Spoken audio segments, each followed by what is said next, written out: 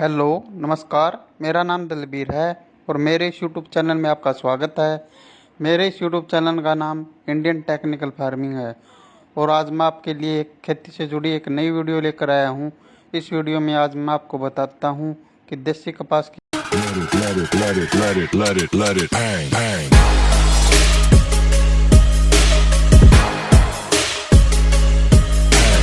तो बुझाई कि इसमें कौन कौन सी सावधानी रखें जिससे कि बीज का अंकुरण 100% तक हो, जिससे कि हमें कम खर्च व कम समय में ज़्यादा से ज़्यादा फसल की पैदावार प्राप्त हो, जिससे कि हमें एक अच्छी इनकम प्राप्त हो।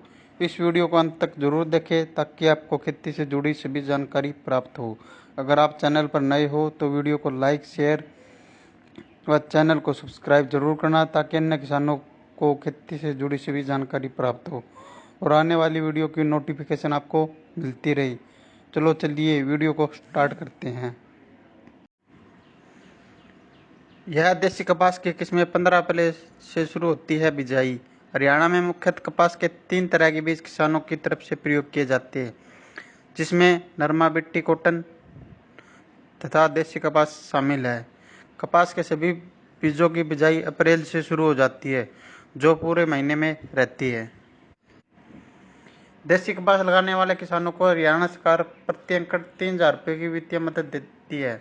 इस मदद को प्राप्त करने के लिए राज्य के ऐसे किसानों को मेरी फसल मेरा ब्यौरा पोर्टल पर रजिस्ट्रेशन कराना होता है। रजिस्ट्रेशन की प्रक्रिया 25 जनवरी से शुरू होती है और 31 मई तक रजिस्ट्रेशन करा सकते हैं। जानकारी के मुताबिक किसानों की तरफ से अनुदान के लिए रजिस्ट्रेशन करवाए जाने के बाद उसका भौतिक सत्यापन होगा, जिसके बाद किसानों को अनुदान राशि जारी की जाएगी। गुलाबी सुंडी बनी है समस्या। कपास हरियाणा में प्रमुख नकदी फसल है, जिससे हरियाणा के किसान थोड़ी नमकीन व कमजोर भूमि में सफलतापूर्वक उगा रहे हैं। धान की तुलना में इसमें लागत कम रहती है, जबकि बाजार में इसका भाव धान से अधिक रहता है। ऐसे में किसान कपास की तरफ अधिक आकर्षित हुए हैं, लेकिन बीते कई वर्षों में उत्तर भारत में होने वाली कपास की फसल पर गुलाबी सुंडी लग जा रही है, जिसमें कपास की फसल खराब हो जा रही है। जिसको देखते हुए बीते कुछ समय से विशेषज्ञ गुलाबी सुंडी मैनेजमेंट के लिए इसी टेक्नोलॉजी अपनाने पर जोर दे रहे हैं। वहीं इसी बीच हरियाणा आज हम बात करते हैं देसी कपास की वैरायटी KR111 की। ये KR111 variety Shaktivardhak hybrid seeds private limited के द्वारा बनाया गया है। इस किस्म का पौधा फैलावदार होता है। इसमें 22 से 23 फलदार शाखाएं होती है। इसमें टिंडे का वजन 2.5 से 3 ग्राम तक होता है। साधारणतः इसमें 3 से 4 ताड़ियां होती है। इसके पकने की अवधि 160 से 170 दिन होती है। यह कम समय में पकने वाली किस्म है। अधिक जानकारी हेतु आप संपर्क करें 01662 200 से 563। शक्तिवर्धक हाइब्रिड सीड्स प्राइवेट लिमिटेड, तिलक बाजार, हिसार। KR111 भारत सरकार द्वारा नोटिफाइड किस्म है। अखिल भारतीय समन्वित कपास सुधार परियोजना परीक्षणों के अनुसार KR111 ने उत्तर भारत में AH1 की तुलना में अधिक तथा हरियाणा में AH1 से अधिक, CC1 CR से अधिक तथा राजस्थान में राज DH9 से अधिक पैदावार दी है। 2016 से यह किस्म भारत का जोनल चेक है।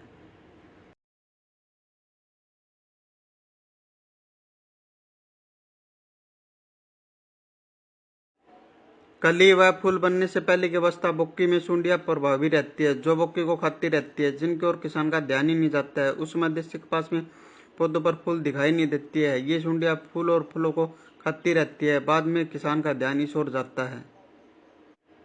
अतः फसल बचाने हेतु ट्रेसर का पहला स्प्रे जुलाई के प्रथम सप्ताह में अवश्य करे। उस समय किसान यह न देखे कि उसमें कोई कीड़ा है या नहीं है। अक्सर किसान यह भी सोचता कि बरसात आएगी तो ही स्प्रे करूँगा। अंततः किसान भाई बरसात आने या पानी लगाने का इंतजार न करे। ट्रेसर के पहले छिड़काव के बाद 70 मिलीमीटर ट्रेसर या 150 ग्राम टाकुमी प्रति एकड़ का स्प्रे 10 से 15 दिन के अंतराल पर दोहराते रहे। पुष्प अवस्था में NPK 19-19 के घोल तथा 50 मिलीलीटर प्लानोफिक्स का प्रति एकड़ छिड़काव अवश्य दोहराए। जब फल या टिंडे बनने आरंभ हो जाए तो उसमें 13-045 के स्प्रे को कम से कम 2 बार दोहराई, जिससे फलों को अधिक खुराक मिल सके। इससे आपकी पैदावार ज़्यादा होगी। कृपया ध्यान दें कि किसान भाई दवा का छिड़काव करते समय यह सुनिश्चित कर ले कि टैंक या टंकी से गेहूं की फसल में 2,4-D दवा का प्रयोग नहीं किया गया हो। आज हम बात करते हैं देसी कपास की वैज्ञानिक खेती के बारे में। नंबर 1, देसी कपास की बिजाई के लिए उपयुक्त समय। नंबर 2, खेत का चुनाव। नंबर 3, मिट्टी की जांच। नंबर 4, पानी की जांच। नंबर 5, भूमि। नंबर 6, जलवायु। नंबर 7, खेत की तैयारी। नंबर 8, फसल पद्धति या फसल चक्कर। नंबर 9, बीज का चुनाव, बीज की उन्नत किस्में, बीज का उपचार, बीज की मात्रा। नंबर 10, बिजाई या फसल की बुआई। नंबर 11, फसल की बुआई सिंचित तथा असिंचित क्षेत्रों में। नंबर 12, खरपतवार की रोकथाम। नंबर 13, 30 दिन बाद सिंचाई। नंबर 14, 30 दिन बाद निराई या गुड़ाई। नंबर 16, 60 दिन बाद सिंचाई या फिर वर्षा। नंबर 15, जल का प्रबंधन। नंबर 16, कीट व रोग का प्रबंधन। नंबर 17, स्प्रे इमिडाक्लोप्रिड, मोनो असाटाप, फंगस के लिए कॉपर ऑक्सीक्लोराइड इत्यादि। वह फल फूलों के बढ़वार के लिए टॉनिक का प्रयोग। नंबर 1, प्लानोफिक्स। नंबर 2, कल्टार। नंबर 17, फसल में खाद का उपयोग, फिर चुनाई, फिर भंडारण। ये मुख्य स्टेप है जो देसी कपास की फसल में उपयोग किए जाते हैं। अब हम बात करते हैं देसी कपास की पूरी वैज्ञानिक खेती के बारे में। नंबर 1, उपयुक्त समय। देसी कपास की बिजाई का उपयुक्त समय अप्रैल व मई महीना होता है। बाजार में कपास की बहुत सी वैरायटियाँ उपलब्ध होती है। अप्रैल महीने के बिजाई के लिए हम अगेती वैरायटी व 15 मई के बाद हम देसी कपास के लिए 75 वैरायटी का ही चुनाव करते हैं। नंबर 2, खेत का चुनाव। इसके बाद हम देसी कपास की बिजाई के लिए हम खेत का चुनाव करते हैं। अगर पहले उस खेत में सरसों की बिजाई की थी तो सरसों के फन्नों को रोटावेटर की सहायता से 1-2 बार अच्छी तरह से जुताई कर दे ताकि सरसों के फन्ने अच्छी तरह से मिट्टी में मिल जाए। फिर आप हैरो की सहायता से 1-2 बार अच्छी तरह जुताई कर दे। फिर आप लेजर लेवलर की सहायता से खेत को समतल कर दे ताकि खेत की सिंचाई अच्छी तरीके से हो जाए। अब हम बात करते हैं देसी कपास की खेती के लिए मिट्टी की जांच। सबसे पहले अपने खेत की मिट्टी की जांच करवा ले, जिससे हमें यह पता चल जाता है कि मिट्टी में किन किन पोषक तत्वों की कमी है और खेत की मिट्टी किन किन फसलों के लिए उपयुक्त है और इस मिट्टी में कौन कौन सी फसलें उगाई जा सकती है, जैसे गेहूँ, चना, अरहर, सरसों, राया, बरसीन, गन्ना, आलू, मक्का, बाजरा, कपास इत्यादि। मिट्टी की जांच से हमें यह पता चल जाता है कि इसका पीएच मान कितना है।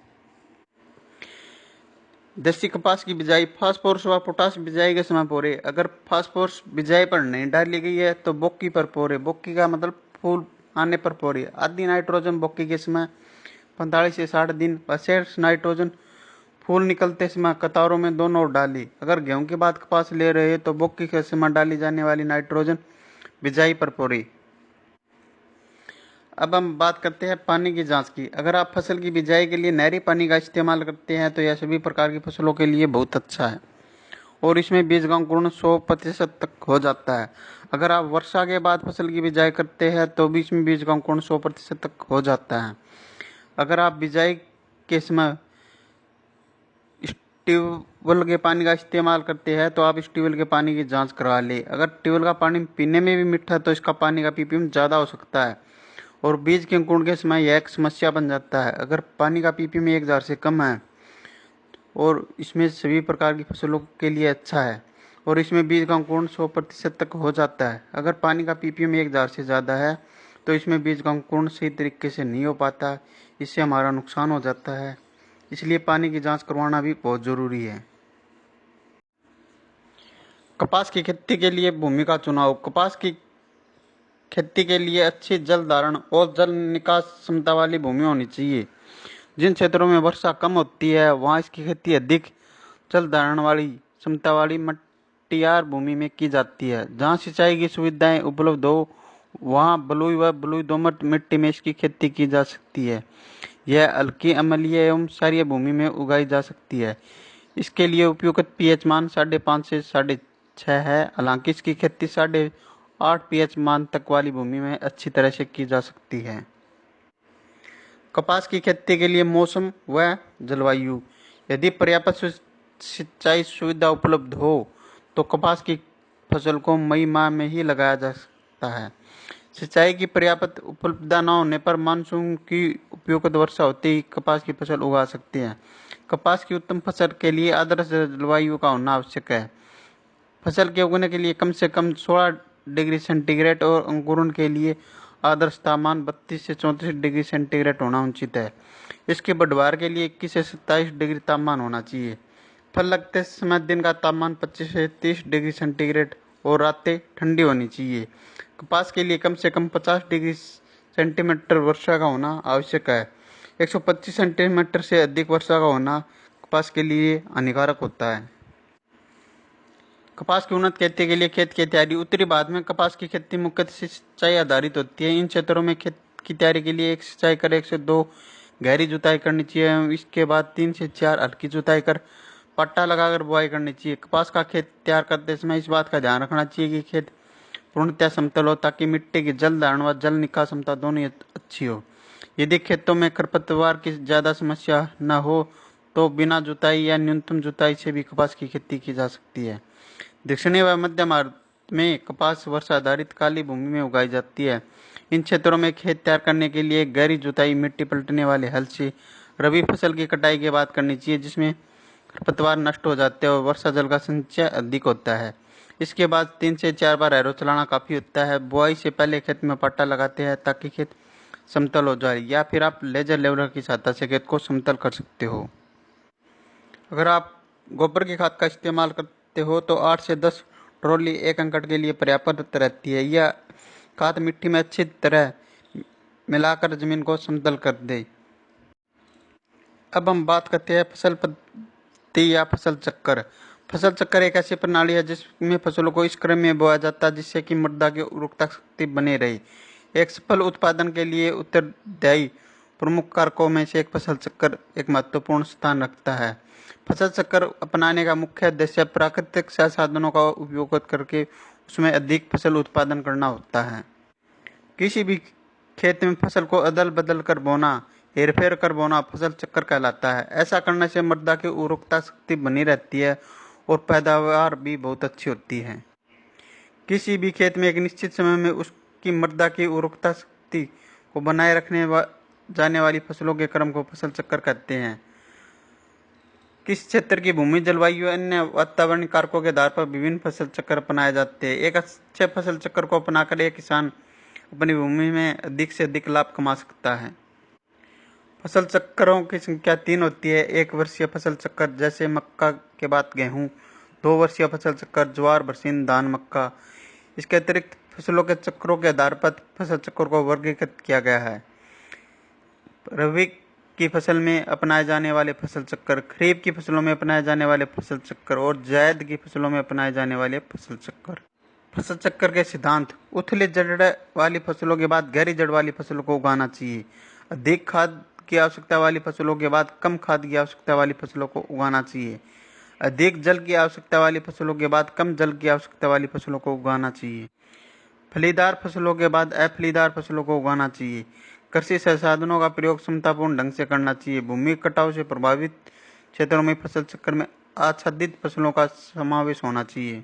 फसल चक्र के लाभ। किसी खेत के प्रति इकाई क्षेत्रफल में से एक निश्चित समय में होने वाले उत्पादन में वृद्धि होती है। विभिन्न फसलों का कार्यकाल निश्चित हो जाने से उनके आवश्यक बीज का तथा खरपतवारनाशी आदि का उचित समय के अनुसार प्रयोग किया जा सकता है। फसल चक्र में गहरी कम उथली वाली जड़ों के सम्मिलित होने के कारण भूमि के ऊपर की सतह तथा नीचे की सतह से पोषक तत्वों का फसल चक्र द्वारा उचित व तेजी से अवशोषण होता है। एक फसल चक्र को अपनाने से मृदा संरक्षण में कमी आती है क्योंकि फसल चक्र में आच्छादन फसलों को सम्मिलित किया जाता है। कृषकों को वर्ष भर कार्य करने का अवसर मिलता है। फसल चक्र के लाभ। मृदा की उर्वरता शक्ति में वृद्धि होती है। मृदा के भौतिक, रासायनिक तथा जैविक गुणों में सुधार होता है।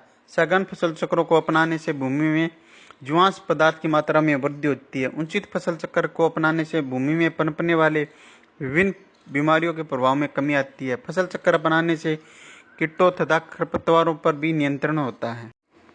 अब हम बात करते हैं देसी कपास के लिए बीज का चुनाव, बीज की किस्म या वैरायटी या बीज का उपचार, बीज की मात्रा। हमें अपने खेत में फसल की बिजाई करते समय ऐसे बीज का चुनाव करते हैं जो कि अपने क्षेत्र और एरिया के हिसाब से ठीक हो। बीज का चुनाव में मिट्टी, समय व पानी के अनुसार ही करना होता है, क्योंकि दोमट मिट्टी के लिए अलग, रेतीली जमीन के लिए अलग अलग व समय के अनुसार अलग अलग वैरायटी मार्केट में उपलब्ध होती है। बीज की वैरायटी, हम एक ऐसी वैरायटी का चुनाव करते हैं जो हमारे क्षेत्र व जमीन व पानी के हिसाब से ज़्यादा उत्पादन देती हो। हमें एक ऐसी कंपनी के बीज का चुनाव करना होता है जो कंपनी सरकार के द्वारा रजिस्टर्ड हो, जैसे राशि, यूएसए, शक्तिवर्धक। बीज खरीदते समय हमें बीज का पक्का बिल अवश्य लेना चाहिए, जिससे कि बीज के डुप्लीकेट होने के चांस कम होते हैं और एक अच्छा ओरिजिनल बीज हमें एक अच्छा उत्पादन देता है। अब हम बात करते हैं बीज के उपचार की। हम बीमारी की रोकथाम के लिए हम बीज का उपचार करते हैं, जिसे हम FIR भी कहते हैं, जिसे हम फंगिसाइड, इंसेक्टिसाइड और राइजोबियम कल्चर भी कहते हैं। सबसे पहले हम बीज को फंगिसाइड की दवाइयों से उपचार करते हैं, फिर हम उसको इंसेक्टिसाइड की दवाइयों से उपचार करते हैं। इंसेक्टिसाइड दवाइयों के उपचार का मतलब उसे इंसेक्ट की बीमारियों से रोकथाम के लिए किया जाता है। फिर हम राइजोबियम कल्चर से उपचार करते हैं, जो कि पैदावार बढ़ाने में वृद्धि मदद करता है।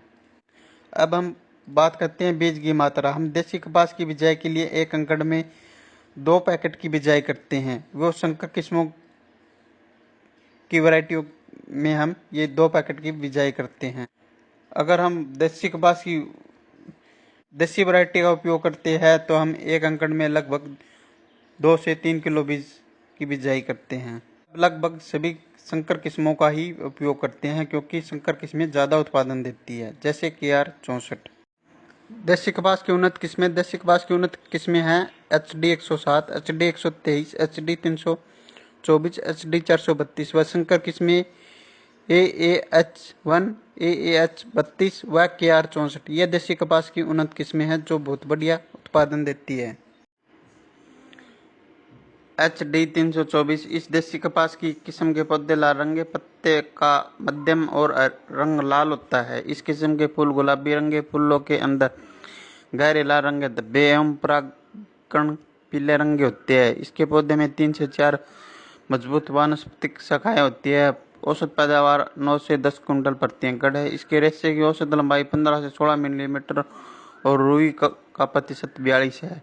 यह किस्म पकने में 175 से 180 दिन लेती है, इसलिए कपास, गेहूं फसल चक्कर के लिए उपयुक्त है। यदि इस किस्म की बुआई या बिजाई 15 अप्रैल माह के पहले पखवाड़े में की जाए तो अधिक पैदावार के साथ साथ रेशे की गुणवत्ता में भी अच्छी सुधार होती है। बिजाई या फसल की बुआई। बिजाई, अगर आप मशीन की सहायता से खाद की बिजाई वह बीज की बुआई एक साथ कर सकते हैं। हमें बीज की बिजाई सुबह या शाम के समय ही करनी चाहिए। बिजाई के समय हमें लाइन से लाइन की दूरी 3 फुट व बीज से बीज की दूरी 1 फुट व बीज की गहराई 8 से 10 सेंटीमीटर रखनी चाहिए। बिजाई के समय बीज गिल्ली मिट्टी में ही डलना चाहिए व इसके ऊपर 5 से 6 सेंटीमीटर जमीन की परत चढ़ जानी चाहिए, ताकि बीज का जर्मिनेशन अच्छी तरीके से हो सके व बीज का अंकुरण सही तरीके से हो सके। फसल की बुआई सिंचित तथा असिंचित क्षेत्रों में। फसल की बुआई सिंचित क्षेत्रों में नहरी पानी से की जा सकती है व असिंचित क्षेत्रों में वर्षा के आधार पर इसकी बिजाई की जा सकती है। खरपतवार की रोकथाम। खरपतवार की रोकथाम के लिए हमें बिजाई के तुरंत बाद पेंडामेलिथियान 30% EC का ही छिड़काव करना चाहिए। 500 मिलीमीटर दवाई को 250 लीटर पानी में उसका घोल बनाकर उसके ऊपर 1 एकड़ में उसका छिड़काव करना चाहिए। इससे खरपतवारों का जर्मिनेशन नहीं होगा। अब बात करते हैं कपास की खेती के लिए निराई गुड़ाई एवं सिंचाई। पहली निराई गुड़ाई अंकुरण के 20 से 25 दिन के बाद करनी चाहिए। यदि फसल में सिंचाई की जरूरत पड़े तो हल्की सिंचाई करनी चाहिए। इससे कीट व रोग असर कम रहता है एवं अच्छी पैदावार होती है। वहीं अगर बारिश ज़्यादा हो जाए तो हमें सिंचाई की आवश्यकता कम पड़ती है। जल प्रबंधन। कपास की खेती में जल का प्रबंधन भी होना बहुत ज़रूरी है, क्योंकि अगर ज़्यादा बारिश हो जाए तो हमें जल निकास का प्रबंधन करना चाहिए। ये आप पंप की सहायता से कर सकते हो। कपास की खेती के लिए खाद एवं उर्वरक। कपास की उन्नत किस्मों की अच्छा पैदावार के लिए प्रति हेक्टेयर नाइट्रोजन 80 से 120 किलोग्राम, फास्फोरस 40 से 60 किलोग्राम, पोटाश 20 से 30 किलोग्राम, सल्फर 25 किलोग्राम देना चाहिए, जबकि संकर व बीटी किस्म के लिए प्रति hectare nitrogen 150 kilogram, phosphorus 75 kilogram, potash 40 kilogram एवं सल्फर 25 किलोग्राम पर्याप्त होता है। सल्फर की पूरी मात्रा बुआई गैस में तथा नाइट्रोजन की 15% मात्रा बुआई गैस में, बाकी मात्रा 3 बराबर भागों में 30, 60, 90 दिन के अंतराल पर देना चाहिए। वही फास्फोरस व पोटास की आधी मात्रा बुआई गैस में तथा आधी मात्रा 60 दिन के बाद देना चाहिए। वहीं अच्छी पैदावार के लिए अब हम बात करते हैं कपास की फसल में लगने वाले प्रमुख कीट। गुलाबी सुंडी कपास की फसल के लिए अगर कोई सबसे बड़ा दुश्मन कीट है तो वह है गुलाबी सुंडी, जो अपना पूरा जीवन उसके पौधे पर बिताती है। यह कपास के छोटे पौधे, कली व फूल को नुकसान पहुंचाकर पूरी फसल को नष्ट कर देती है। इसका प्रकोप हर साल होता है। प्रबंधन: इसके नियंत्रण के लिए कोरोमंडल के कीटनाशक फेंडाल 50% ईसी का छिड़काव करें। फेंडाल एक बहुआयामी कीटनाशक है।